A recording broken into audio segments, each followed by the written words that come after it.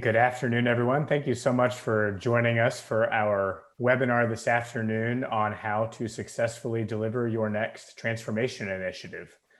My name is Michael Daney. I lead the transformation practice at Sense Corp. We're a management and technology consulting firm that helps our clients implement data, digital, and operational transformation initiatives. So one of the benefits of this pandemic is that we're all able to join each other virtually. So we've got a good spread of experts across the country. I'm coming to you from Austin, Texas, and really looking forward to today being a great interactive discussion with some of our experts from within the Sense Corp transformation practice. So I'd like to introduce the four folks we've got on today, starting with Kim Ehrman, who leads our Strategic Planning and Road Mapping Center of Excellence. Jeff Dixon leads our Organizational Change Management COE. Chelsea Waldheim leads our Experience Design Center of Excellence, and Ben Bythewood leads up our Agile COE, helping our clients embrace more of an agile delivery approach and transform in that way. So again, really glad to have all of you with us. The genesis of this discussion and this webinar was really that when we get together and talk about helping our client partners solve their hardest problems, we often find that our discussions are very, I think, interesting and enriching, and we love sharing best practices across the different disciplines within transformation. And so we said, hey, why don't we open this up and make this a webinar externally? So hopefully you find some of that same value in the discussion today as we're talking through things. So just to ground the conversation in terms of what we mean by transformation projects. At Sense Corp, we kind of think of these as big T transformation projects. So they're the ones that have implications across the organization, not just because we're implementing new technologies or changing the systems and tools in the background, but more importantly, because they have critical people and process components, right? No technology system is implemented in a silo. It requires process change. It may require new skills, talent, training, all these things that are much easier said than done. And in our experience helping client partners build these out, it's often those people and process things that really make or break the success of a transformation initiative. So that's what we're going to be talking quite a bit about today. As we think about projects like modernizing your backend tech stack or leveraging artificial intelligence and advanced analytics to better serve your customers, to optimize your internal operations, or building out new digital and mobile capabilities. Those are the kind of things we'll be referencing through the conversation, and I hope you find it interesting and valuable. So we're going to talk first about visioning and planning for transformation projects. We'll shift a bit then into implementation. How do you be successful when you're actually building and deploying? And then we'll wrap up with some discussion around adoption. So I want to start, Kim, with you. You live and breathe strategic planning, visioning, road mapping. I'd love it if you could share with us your perspective on maybe how that process has changed over the last decade as some of the technologies have changed and the way we go about it has evolved, as well as any tips and tricks you may have for defining that vision and roadmap up front. Yeah, absolutely. So you know that I like to think in frameworks. So I think about our improvements and our evolution in a how and a what perspective. So as far as how we've delivered these strategic plans and roadmaps to our clients, I mean, we meet as this group, we meet as the Roadmap Center of Excellence, and basically do look backs of, okay, we followed our methodology, we added this new tweak, how did it go? Or some of our folks will bring, hey, I did a future state vision that looked like a Candyland board and it played. So kind of thinking through some of those creative ideas together and iteratively improving our approach. And of course, that includes our clients, right? Of telling us like, okay, this was my favorite part.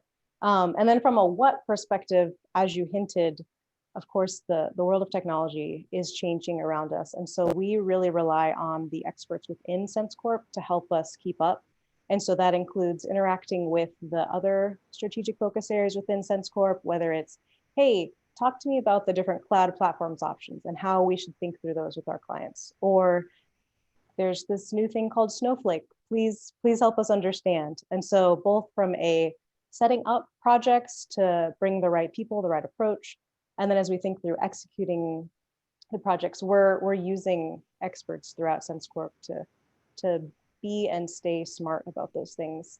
And as you mentioned, future state visioning, that's crucial. We like to say that we spend at least 20% of a road mapping project on that visioning, because it's the thing that our client partners can take with them and point to. And so a couple of tips and techniques there.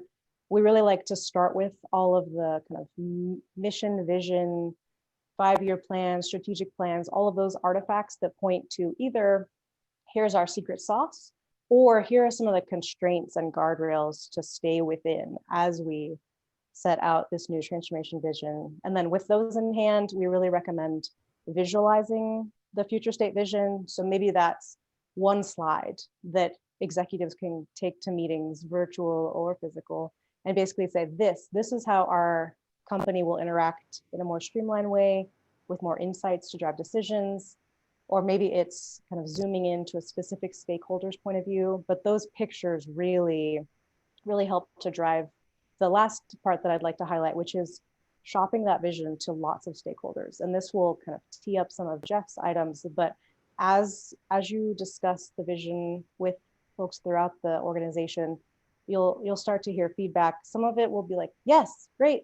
And some of it will be, wait, I don't see myself on this picture. Can you help me understand how I fit? And so through the course of that, you can really refine the vision so that the whole organization can see how they'll benefit from what's to come. Yeah, that is spot on, Kim. And I want to even double down on the conversation about vision, because when you're thinking about technology projects, it's so easy to get stuck in the tool selection piece, which technologies, and the plan, like show me the project plan, how are we going to get there? But the truth of the matter is we're all humans. We all want to be inspired by a vision, right? And so having a clear, compelling vision of where we're going, and that may have many steps along the way, but having that clear, compelling vision and being really thoughtful about how you communicate it is so critical to the success of the program, because as you go through the implementation and encounter bumps and challenges along the way, and the market changes, internal things within the organization may change, it's so important to have that vision to anchor your decision-making, your prioritization. So I think that's so well said. And I think it's a good segue, Chelsea, to you. As we build that vision, so much of it is doing the user research or customer research in some cases to understand what a compelling vision means and looks like for them. So will you share with us some thoughts and approaches on how to do that really effectively? Yeah, absolutely. It's interesting. I might start a bit backwards, work a bit backwards from vision of what commonly occurs is the oftentimes in my experience, both in direct in industry, building out products and platforms, or many years in consulting in different engagements and engagement types, it's a common challenge where we see millions of dollars being put into these projects and products. And a lot of times they come out and you hear this isn't usable, or the users don't like this, or it doesn't resonate with the audience that it needs to, and might not have been as successful as we hoped.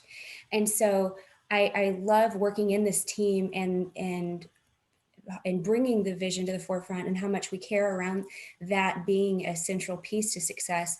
So for me, it's really around a few tips. It's really around starting early and understanding your external customer or internal employee user, end user needs, and understanding their frictions, their expectations in interacting with the system, and not just the loudest stakeholder in the room singing out their preference or driving home their own personal agenda and value that they need in the business through this product or service, being launched and coming through.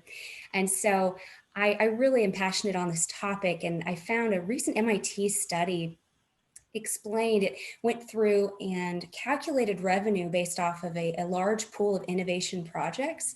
And there were two different metrics they compared. One was from employee-led innovation initiatives, and the other was from a customer-inspired or customer-centric innovation concept.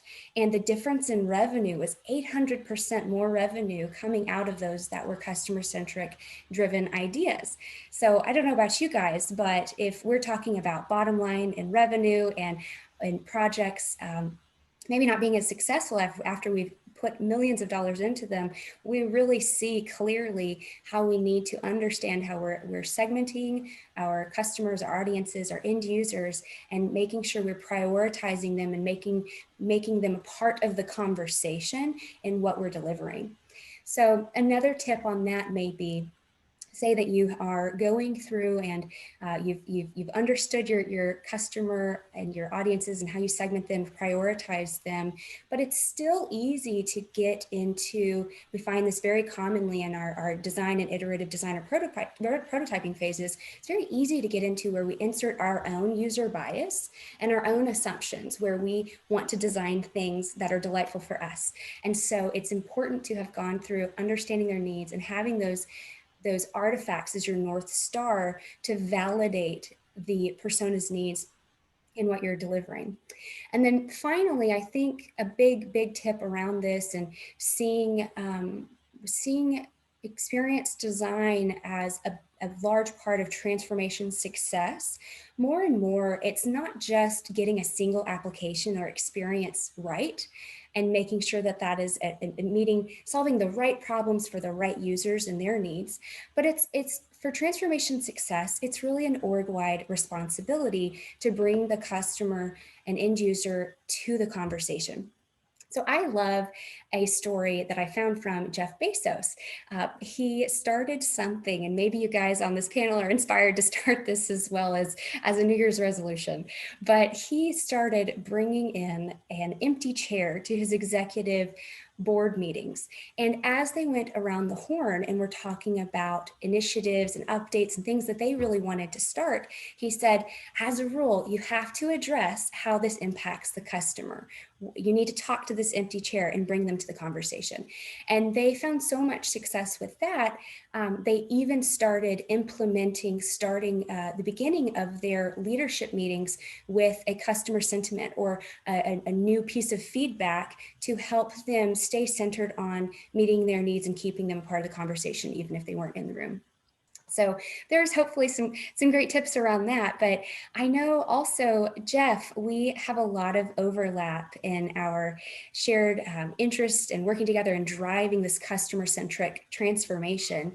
So as you're going in kind of your initiation phase and building out the vision with your plan and understanding stakeholders, are there some tools or recommendations likewise that you have for understanding the change landscape and building out your overarching change plan?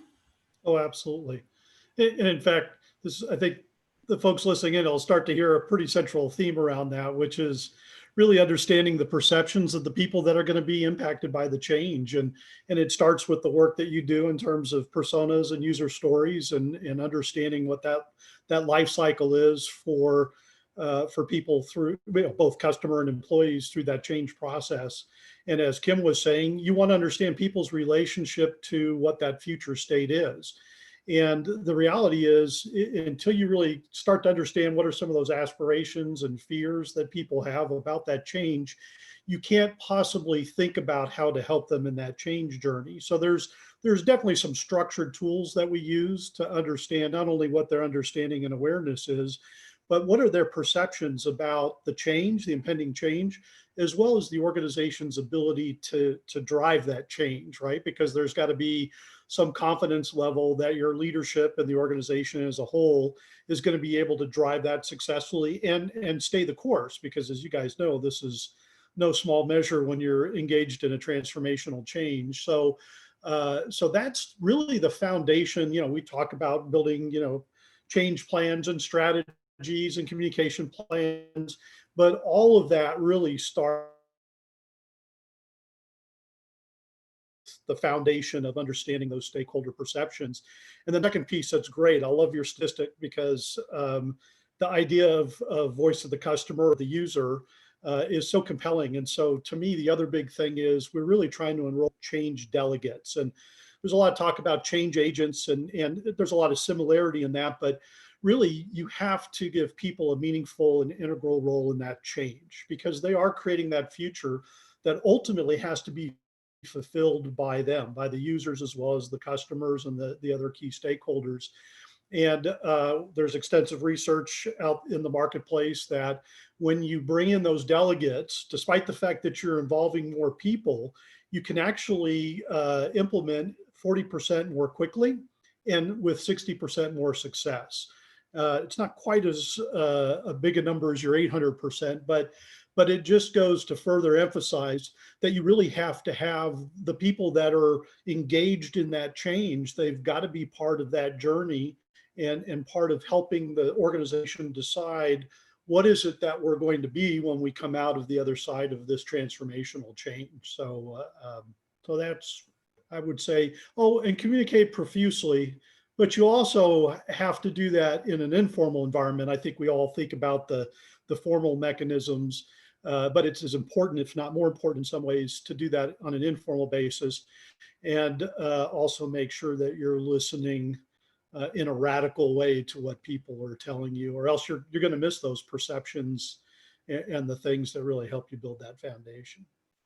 Yeah, Jeff, as you talk through enrolling delegates and champions for change and influencing the kind of broader employee base to buy into a vision, we've done some really cool work with sense making, our tool to help understand who those folks may be. Can you share with those on the call today a little bit more about what that is and how we're using it? Yeah, so it's really a couple things. One is it's an instrument to really understand those perceptions and how those perceptions change over time. But it's also a way for us to identify who are the people that are really what we call key influencers within an organization. Because at the end of the day, if you're going to galvanize, this core group of people to move forward, naturally already embedded in the organization are these networks, these informal networks where people already have created those powerful relationships, either because of their professional expertise and or because of the fact that they're just people that folks like to go to for guidance and energy and engagement and so forth. And so we use organizational network analysis to basically identify who those people are, and then talk about very meaningful roles. So they're clearly an opportunity for engaging them as delegates, but we'll also often use them in a way to monitor what's effectively known as a transition monitoring team, to sort of monitor the pulse of the organization as we're making these changes, so that we're really getting a clear view about how the people that are adopting those changes, how they're responding to it, and a terrific feedback mechanism for really senior leadership and the project teams to understand what are the things we need to do more or less of as well. So yeah, that's absolutely a centerpiece of what we do, Michael. Yeah, and what's so cool about it, I think particularly for us, is it's data driven, right? So it's easy sometimes to think about the change management and user adoption pieces as being a little fluffy or perhaps less technical in nature than other components, but that organizational network analysis is rooted in the data that allows us to really enroll the right folks as champions and delegates. So appreciate you sharing that. And as we think about some of the great tips and perspectives shared around visioning and planning, there were two key themes that jumped out at me that I wanted to highlight. One, Chelsea was giving the example of Jeff Bezos and putting the empty chair in the room. One change we've seen in the market in the last decade is that these projects are no longer rolling up just to a CIO or just to a VP of supply chain or just a leader in finance. To be really successful, most of them are cross-functional in nature, and they are more rooted in the customer's journey or the employee's journey, which can challenge kind of old structures and assumptions within organizations. And so one key suggestion is, as you embark on a transformation journey, make sure you've got the right executive champion and sponsor driving that project forward. That oftentimes is the CEO now. It may be a chief customer officer, but it's someone with a little bit more of a cross-functional approach than historically we've been used to. And the other thing, as I heard Jeff and Chelsea and Ken rattling off stats about X% improvement here and there, there's no silver bullet to make a transformation project absolutely successful. These things are hard. They have complex stakeholder sets, complex technologies. They take a long time often. There's no silver bullet.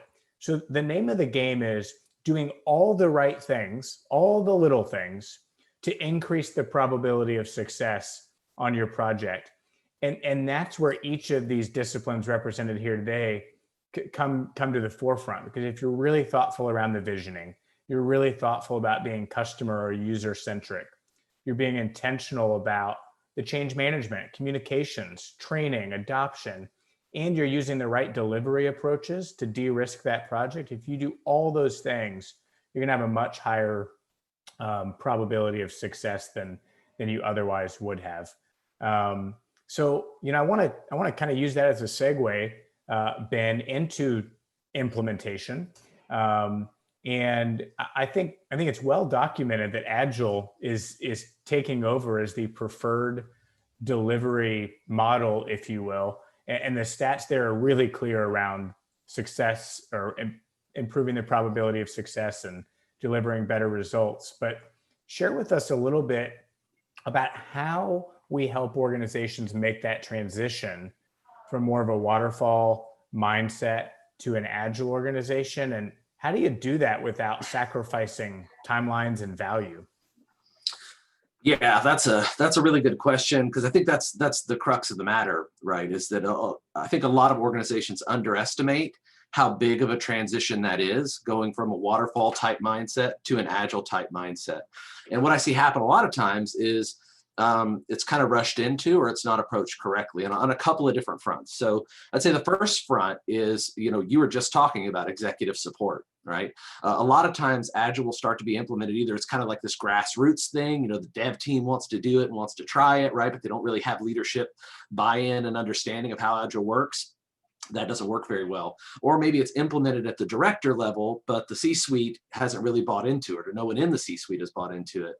You're going to run into problems eventually if you do that, because Agile delivers value and promises value on a very different set of principles than a waterfall command and control style delivery model. And everybody needs to understand what that is, or if you're not on the same page, it's not going to work very well. So it really needs to start with some good leadership support and some intentionality on that front. But I think you hear that kind of all over in what we're all saying. I think the other thing is that a lot of organizations try to do Agile all at once, right? And I think that applies really overall to transformation too, right? A lot of people, I think because there's a lot of short-term pressure, right? Is, hey, we got quarterly earnings coming up, right? So we need to produce something to brief to our shareholders, right? But if that short-term pressure causes you to rush in and try to do too much all at once, you're going to set yourself up for long-term failure, and that's not going to be good in the long run. So what I always say is, like, especially with Agile, start small. Make it one, maybe two teams, right, as a pilot, and make all your mistakes in the context of one or two teams. Do all your learning in the context of one or two teams, and then scale from there, right? And the thing is, if you take the time to build a good foundation and get it going well, you can scale exponentially, right? So you can scale relatively quickly, but you have to start small and make that upfront investment and do it intentionally with leadership support. And the other thing is, I think you have to think about your tool set and your spaces and everything like that. I mean, a lot of places are setting up Agile dojos, where they kind of have a space for their Agile teams where they can all sit and work together, because Agile's big on face-to-face communication. And I think they're big on it because it really enhances your team's ability to produce and to work together and communicate effectively. whiteboards and post-it notes and places where you can visualize work and everybody can come in and see how things are going to kind of promote visibility. And then ALM tools, application lifecycle management tools like Jira or Azure DevOps. I've seen a lot of companies that will go out and buy that tool and say, okay, this is what we're using now, but nobody really knows how to effectively leverage those tools because they're new and different. And so you really need to take the time to understand those tools and how they're going to be used and get teams good training. And a lot of times we can come in and kind of get it set up and help everybody understand. I think that kind of leads into the last piece. And I don't think I'm being biased here, but you really do need some outside coaching, right? And why is that? It's because you're taking on something that requires a whole different skill set than what you're used to in the past. And anytime you're taking on something, if you think about you're taking some new step in your career, right, and you're doing different things that you did before, you're going to try to find a mentor or someone who's doing those things as well to kind of coach you through the process. It's the same thing in an organization. If you're taking on this new way of doing development, you really need someone who can come alongside you and help you understand your improvement opportunities and help encourage you when you're doing the right thing, so you are doing the right thing. So I think those are kind of all the big things. And there's a State of Agile report that comes out every year, and the biggest obstacles are always that come up year after year after year: a lack of leadership support, cultural resistance to the changes Agile brings, and the number one thing that people say helps is Agile coaching. So I'm a big advocate of it. Yeah, and I understand that you and your team, when you show up to do Agile coaching, you show up with a playbook and a whistle. Is that right? Yeah, I like to wear a striped shirt as well, because the whistle just doesn't. You whistle at people without the striped shirt on, they don't know what you're doing.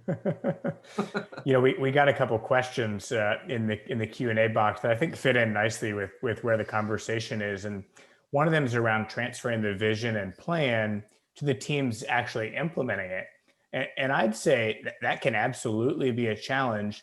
The key is, I would suggest you shouldn't view those as two independent teams necessarily. You need to be really thoughtful about having the right continuity from the start through implementation and adoption. And no doubt you're going to have different specialists at different parts along the journey.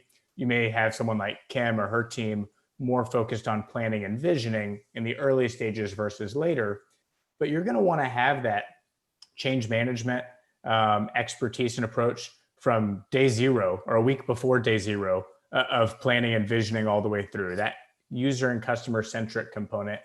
And even from an Agile perspective, we think about that as an execution activity, but that really also has to be part of the visioning and planning to understand each unique team's ability to operate in an Agile environment where there may be change or coaching needed and that kind of thing. So try to have some commonality across the life cycle in your team. And then Jeff, I think a good question for you is there a risk that the OCM work can get lost by the time it reaches the teams actually making it happen? Oh, absolutely. It's an inherent risk. And that's why you've got to think beyond the sort of the structured change team and the structured leadership team for a project and program, because there's no way that we can pervasively be there and systematically carrying the kind of messaging that needs to be carried. So first of all, research by ProSci, which is really kind of the big change research organization, has made it abundantly clear in terms of keeping people in that what's in it for me state. It's really going to come from their peers and also from their immediate leader. So we really have to empower those people with a story, and I don't mean a fictitious story, but a compelling story that they keep alive, and they're going to deal with hardships. There's no question about it. But those are the real conversations, and we have to really equip that group of individuals with understanding the change and understanding some of the things they're going to experience, which isn't always the most pleasant part of the journey. But that has to be a constant dialogue, and we've got to continue to give people the tools and the reinforcement so that they can continue to carry that message. So that is an inherent risk. And that's really the job of the organizational change management team, is to figure out how do we perpetuate that through all of the stakeholders in a way that it keeps it at the forefront. Good question. Yeah, thank you for sharing that, Jeff. And tying back in with Agile, Ben, I'd love it if you could share your analogy around landing rockets. You wrote a blog post recently that really piqued my interest. So talk to the group a little bit more about landing rockets and how that relates to Agile. Yeah, and I think the overall point I'm making in the article is that, I think business leaders used to, think in terms of sailing a large ship across the ocean, right? You chart a course through a known sea, right? And you say, this is, we're going to do it. And then you keep that ship on course, and make sure it gets to its destination by controlling a number of different variables, right? So, the argument I'm making is that times have changed and technology is far too complex. Organizations are too complex and market changes are happening too frequently to be able to predict where that port of entry is going to be, right? So what I'm proposing in the article is that business leaders need to think more in terms of a guidance system in their business, right? And this goes back to that visioning piece, right? Because you have to have a vision to know what are the things that you're actually trying to affect through your transformation effort, right? If you know what those things are, is it customer delight, right? Is it better reporting and analytics? If it's better reporting and analytics, well, in what way, right? Is it going to help you increase ROI through better customer insights, right? Is it going to help you run better marketing initiatives? How can you measure these things? So measurement is the first thing you need in a guidance system. But in order to measure, you have to know what those variables are that you're trying to affect and then set up those measurement systems. And the beautiful thing about that is once you've set up those measurement systems, you can now tie those back in as inputs to your delivery mechanism, right? And that's just a feedback cycle, right? So you're building something or making something, you're putting it into production and you're putting it into operation, and then you're measuring, is this affecting what I want it to affect in a positive way? If yes, how can I do more of it? If no, how can I fix it or change it, right? And the thing about feedback mechanisms is they don't work well on long cycles because the whole point of feedback is quick change. And so that's where the idea of landing a rocket comes in, right? It's got all sorts of sensors and mechanisms and fins and little thrusters, right? And it's constantly rapidly measuring its environment, feeding that back into all the control mechanisms so that it can deal with uncertain variables and land on its feet, as we've seen. It's pretty amazing to watch every time.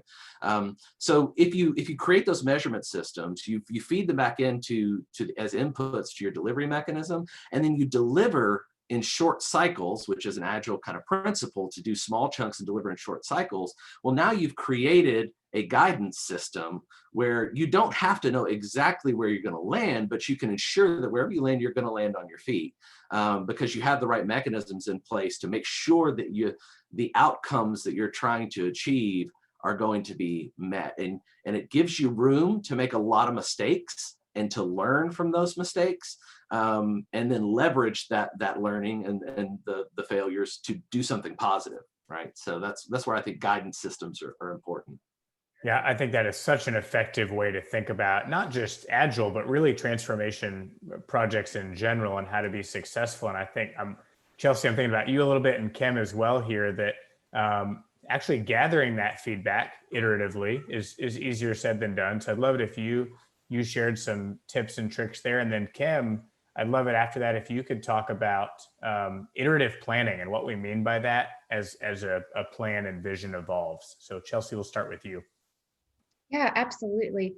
Well, I think that rockets is a fun analogy at a fun Friday break from maybe some of the things that we have our minds thinking about and our daily rhythms we're in. But really what Ben is talking about is something, it relates deeply to something in experience design we see as the central part of our success, which is about that alignment. If that's one word I could sum up kind of his perspective, is that alignment has changed and there's more risks around it. And so feedback for us is getting that alignment is essential in, of course, we really like to use visuals and iterating prototypes, but not only in the collecting feedback so we can adapt and produce quick changes, but also aligning feedback from the beginning as well in some of our brainstorming activities so that we're setting up for success. and understanding that we're building things that are interpreting our users' needs in the features and how we're designing those. So one big tool we're a huge proponent of and fan of is Miro. If you guys are on this and haven't checked it out, I highly recommend you check out Miro. It's an online collaborative tool that we use with a lot of our clients, and it can be used in some of this agile planning piece, but also some of the initial brainstorming or design thinking exercises as you're pulling card sorting and ideas together. They also have a lot of templates, and we use things, check it out, but we use it for other activities as we're organizing personas and everything. So around getting that, getting the ideas pulled together in an online and collaborative way while we're in COVID. I know, Ben, you also mentioned whiteboards and Post-its. Like, yes, that is our dream world. Unfortunately, technology is meeting us, so we can do that remote today, which is fantastic. But getting that alignment before we go into some of getting the development team on the ground. And so that's really critical. We also have, I could geek out and talk about some of our design operations preferences and things of how you can use design alignment to communicate in an iterative way along with the design system. But another big piece of feedback is not just kind of alignment going into projects, but like you mentioned, rapid response to feedback as you are validating a solution in front of users. So something else that some of you guys on this call might consider is how you're releasing your products as well, or for us, we think of it as how we design our engagements, and so you might be how you're releasing your products. If you're considering if you're releasing it to a smaller audience where you can collect in a beta prototype type of fashion, direct end user feedback and react and respond on that before you deliver your final product. We found a lot of success with that and have done that a handful of times. One really great success story I love is around a vehicle preference app we built for one of our clients, where we had a 6-month prototyping phase, and we were able to enable the client to collect and use it to improve their operations where they needed to collect data during this time, but then also to get user feedback on how they were interacting with the system and how we could improve those features. So whether it's using a tool like Miro or thinking about how you're releasing your products, implementing feedback is important from the beginning to the end of all of your products or projects that you're working on. And it's fantastic not only for that the visioning and alignment, but it can also help jumpstart your stakeholder adoption and our stakeholder ownership, and feeling like they've been a part of this process the whole time, which can help with the larger picture of adoption. Yep, and from an iterative planning perspective, you can hold me accountable. Every roadmap that I deliver should include iterative planning. And that's simply an acknowledgement of, first, the world's going to change in this year, 2 years, however long we're thinking about a transformation. And we're going to learn things about how we are working together that we can incorporate. So from the world changing around us perspective, I mean, 2020 illustrates this for us, but also just as we look back, and we recommend at least quarterly, these kind of look backs. It can be a steering committee meeting. It can be an official kind of independent review, however it looks within your organization, but basically taking a moment, looking at the world around us. Has our industry changed? Has something about how we're going to market changed? Has something about our team, our structure, anything that we need to respond to? And then as far as how we're doing the work together, it's okay, what have we learned that we do really well? What are we doing better than expected? And on the flip side of that, what are we kind of growing tired of that we need to think through? So Jeff and I are working through a transformation with some of our colleagues, and it's just kind of some change fatigue, right? And so it's us looking at, okay, how can we remind folks of that vision of what we're shooting for? How can we kind of nurture some of the key team members and make sure that we can kind of boost morale in ways that we can. So that all comes from these look backs, these kind of iterative planning. But I mean, it could be, I mean, as we mentioned, if you're kind of an ExxonMobil type firm, it's your independent review, looking at how the project is going compared with cost of capital or other things, or it can be quite a bit more informal, just depending on what works for your organization. Yeah, and I think, Kim, you hit on something so important there, which is change fatigue, which is real, right? Particularly on these larger programs where they may span multiple years, have huge investment and major change to folks' day-to-day lives. And candidly, it's particularly pronounced in this virtual world that we're all living in, right? It is hard enough rallying the troops and getting everybody in a war room and whiteboarding and doing all that in person and bringing in cheap, bad sandwiches for lunch. I mean, all that we'd at least kind of gotten used to. It's challenging doing all that via Zoom. And so I think another key takeaway is be creative as you think about your transformation, not just creative and innovative in your solutions, but also in your approaches, the way you keep your team engaged and motivated and inspired.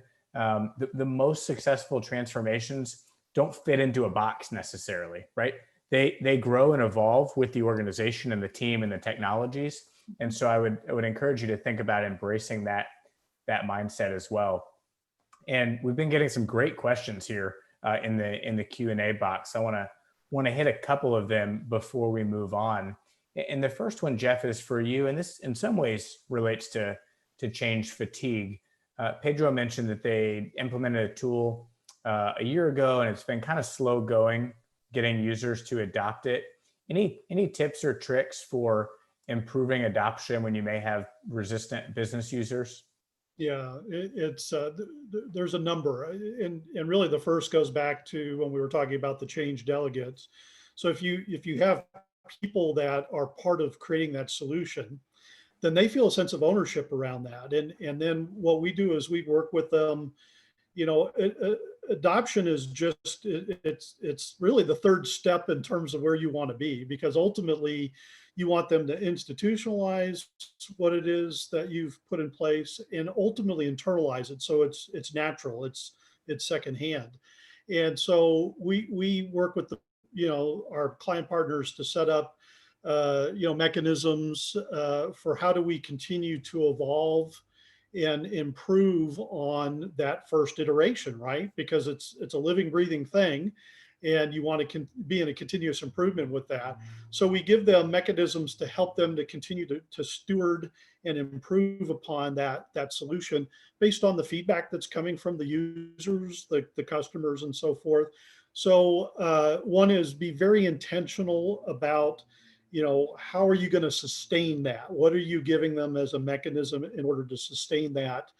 And be sure that you're harnessing the feedback and the input that's coming from the users and then acting on it. As Chelsea's saying, it's one thing to get that information, but if you don't turn around and give them an iterative prototype, right, immediately after, then they're going to feel like it's falling on deaf ears. So make sure you've got a structure that's sanctioned by the business that becomes that governing body, if you will, for whatever that solution set is. Yeah, and Jeff, I'm going to throw one more at you while you're off mute here, which is a great question from Robert around change and transformation in the context of an acquisition, right? And his point is oftentimes acquired teams are not as excited as the buying organization may be, which we've all lived through that. It's a real challenge. So any key suggestions there as we think through that kind of dynamic? Well, you want to understand the cultures as best as you can. And, there's some artifacts that you can go look at and try to, discern what those cultures are. But really, there's no suffice for, again, kind of going in and back to that ground zero and understanding people's perceptions about not only that imminent change, but the new leadership, the new organization. What is that going to mean for the acquired party? What does that mean for the acquiring party? And then, I recommend, even if you're not working a specific technology project, it's still a transformation. So can you put together a interdependent transition monitoring team where you've got people from the acquired organization and from the acquiring organization, so that they can talk about what's the dissonance, right? What are the things that are not clear, that seem to be in countervention to one another? And they really become that voice to let you know what's happening in the organization as you're making this change. And again, if you can do that with people that you've done the hard legwork and determined who those key influencers are, they can have a very real, very quick impact in terms of getting people on board, if you will, with how we're moving forward. So it's the same mechanisms in many ways, but the change event now is obviously the coalescence of these two cultures and two organizations. There's more from a organizational design and talent management piece, which is obviously a lot of what we do as well. But at the fundamental level, in terms of managing the change, that's a couple of things that I would do out of the blocks. And what a great way to make people feel valued, Jeff, right? Seeking their input right away and making them part of solving the problem, right? So I think that's when a company's getting acquired, that's a big worry, right? Is, are we going to matter anymore? Does our opinion matter, right? Are we just going to be told given some new marching orders and we just have to comply, right? So I love that idea. Yeah. Well, and it's most of the time they're acquiring the company because they have something that the acquiring company wants. So why would you throw the baby out with the bathwater? You want that expertise and that unique point of view or culture. So you need to nurture it, not cut it off at its knees. So it's a good point. Yeah, but I think you're spot on. The truth of the matter is, in the acquisition example and in any of these transformation programs, that goes back to doing the little things right. That's about communication, stakeholder management. It's things that when folks are working 80, 90, 100-hour weeks to make an acquisition work and get the organizations integrated, that's the stuff, unfortunately, that's really easy to lose sight of and deprioritize. And so I think I would just double back down on the idea that being really thoughtful and intentional about what does this mean for our people, for our teams, for our organization, across these type of programs really is a critical element to being successful.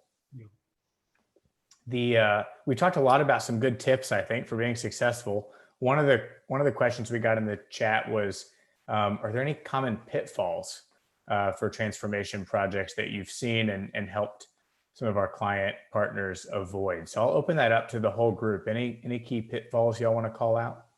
I can start us. So one key pitfall is, okay, well, while we're doing this element of transformation, let's just do lots of other things, whether that's let's implement another set of 37 solutions. Okay, that's really exaggerating, but it's like, okay, and while we're changing these processes, why don't we look at our entire set of processes? And this kind of goes back to Ben's point around starting agile small. I mean, it can be really tempting to try to glom on a lot of other things to transformation, but I would just caution that keep the main things the main things.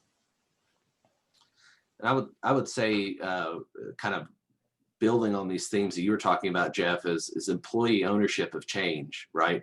A lot of times change is something that's thrust upon people from above, right, on high, and they feel a little bit powerless. And the thing is, change in and of itself is already scary and uncertain, and we naturally resist it because of that, because we don't know what's going to happen, right? And when it's thrust upon us, it makes it even more scary and uncertain. And this is a big principle in Agile, right? Is unlocking your talent through ownership of the work, right? And ownership of the solution, like really empowering teams to solve their own problems and giving them tools to do it. And I think when you say, hey, when it's not a leader standing up saying, hey, these are the changes we're going to make, but a leader saying, we've got to make changes, guys. I have some ideas. You have some ideas. Let's all get together and let's figure out what the smartest way for us to go forward. Well, now you're all part of the change. You're all changing. And then it could become something exciting, right? Some big thing that you're all working collectively towards. And that can be something that galvanizes people. And you certainly see this on Agile teams. They get galvanized around, building these solutions together. It's one of the things that builds high performance teams in Agiles. But I think that can scale to an entire organization if you really learn how to give your employees ownership of the work. Yeah, Ben, there's some great research out there on that around the concept of psychological safety in the workplace, right? And employees feeling like they're in a safe space. There's a good book called The Fearless Organization that kind of speaks to this in more detail. But that is even more pronounced in a sea of change and in a world of transformation where it's uncertain, it's different for everyone. And if you're able to have teams that feel empowered and safe to think outside the box and be creative and be outspoken and collaborative, that's really when the magic happens. All right, now I'm gonna misconstrue my answer to your question so that I could make a couple points as well. But you're asking what are the common pitfalls? I think one of them is, well, we'll wait until everything's ready and right, and then we'll roll it out to the people that are going to be implementing that change, and that's really a horrible way to come at it. And the reason is that it's all about brain science. So there's a ton of stuff out there, but there's the natural response to change, as Ben is suggesting, is what they call an amygdala hijack, right? So you immediately have all these endorphins rushing in, and you're not working from a reasoning point of view. And there's great research out there about what they call the quantum Zeno effect, which is how do you counteract that and really start getting to the reasoning and rationalizing through that change. And that work is done by working on complex problems, by doing the visioning. It's doing all the hard work is the stuff that lets people now believe, look, I have some control over my destiny. I'm going to be able to work through this. And that's where you see, organizations or groups that get so energized because they have some impact on, what that journey is. And that's absolutely, don't assume you're just going to turn the keys over at the end of the day and people are going to implicitly have some sense of commitment or ownership to it. That is an absolute recipe for disaster. Yeah, and if I could add to that too, I think it's a sense of kind of both from an internal and external perspective. A lot of times we see that people miss opportunities to really celebrate the changes that are occurring and announce the iterative successes as they are coming out to pull people along the journey. So it could be as simple as, I know Kim, I'm kind of using my Kim megaphone on this one, but she often shouts about, encouraging your team, celebrating the small wins and the successes. And so I think not done that, and the pitfall flip of that could be that it's doing transformation work can be a long and maybe exhausting project. So, or challenging for some, where from Jeff's talent management perspective, he might see that this is a stretch role for certain parts of your company or something, but really shouting those successes, celebrating those small wins as you're getting to that shared vision is a good way.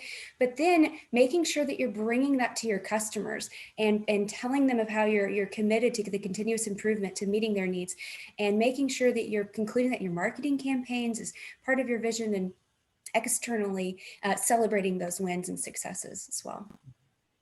What I love, sorry, Michael, what I love listening to all this though is that what a multidisciplinary approach you take to this, because you hear us all echoing the same principles from our own perspectives, right? It just shows that really it's a multidisciplinary approach to do the same kinds of things around change, but in all these different aspects of your digital transformation. But it really does take that village, doesn't it, to get the whole picture. I just think that's really interesting. Well said, Ben. And I think that in and of itself is a pearl of wisdom, so to say, as we think about transformation journeys. It's really easy to say, do I have the right technology expertise to solve XYZ problem? I think we all kind of immediately think that, solve that problem. But I would suggest that as folks on this call are embarking on their own transformation journeys, they should be looking at their teams and at their partners and saying, do I have a Kim? Do I have a Ben? Do I have a Jeff? Do I have a Chelsea? Do I have the right mix? And no, you can't have those four people, but do I have the right mix of that talent and expertise to really, think about the right things as you're going through planning and execution and building it out. So I couldn't agree more. And we've got about 5 minutes left. I'd like to end on that concept of pearl of wisdom, right? We've talked about different suggestions and tips. I'd open it up to the panel and ask you to share a suggestion or pearl of wisdom that you would want to share with the group. So I can start us, and it's kind of bragging about one of our clients in the form of a pearl. So I would recommend really thoughtful engagement from executive sponsors. And so we have an executive sponsor who didn't spend a ton of time with us, but when he was with us in that 30-minute status meeting every week and some deliverable pre-reviews, really engaged and gave feedback and thought critically about what we were saying and said, oh, I think you've missed this group, or, oh, really go test that idea, or here's part of our history that you need to know about that. And so it wasn't a big time commitment, but he was so engaged and steered us well. So kudos. I could offer one, and I think it, again, it comes from an Agile perspective, but and it's centered on building high performance teams, because I've just seen the impact that high performance teams have, and when you get solid teams of people, they don't even always have to be like the top talented people, the big movers and shakers, right? But you get a good solid team of people together that's committed, engaged, knows what they're doing, has the right skills, and you build them into high performance team, they can move mountains. And I think one of the biggest lessons that I've seen in building high performance teams is you can't be moving people in and out of teams all the time. You have to really build those teams, and you have to let them sit, and you have to let them build performance. And I think where I see a lot of organizations, especially when they're implementing Agile, go wrong is they're still maintaining this matrixed environment where, okay, well, such and such is 50% on this team, or 25% across 4 different initiatives. Well, you can't build high performance teams that way because it lacks the investment. But you get people in these teams, and I think people think like, well, I can't commit that person to just this one thing. You'll get more out of that person if you commit them to just this one thing, guaranteed. So build high performance teams, and one of the tricks to doing that is keeping people, the same people on the teams for longer periods of time. I know we're short on time. Oh, go ahead, Chelsea. Thank you. I know we're short on time, so I may add in a small thing, I guess, as well. As we spend a lot of time looking at and designing products and applications as well.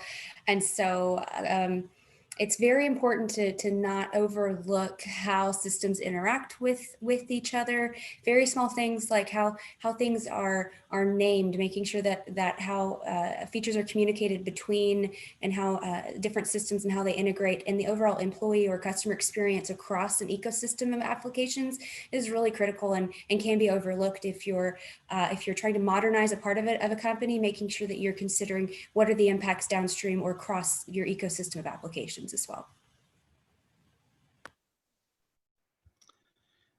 Yeah, and I guess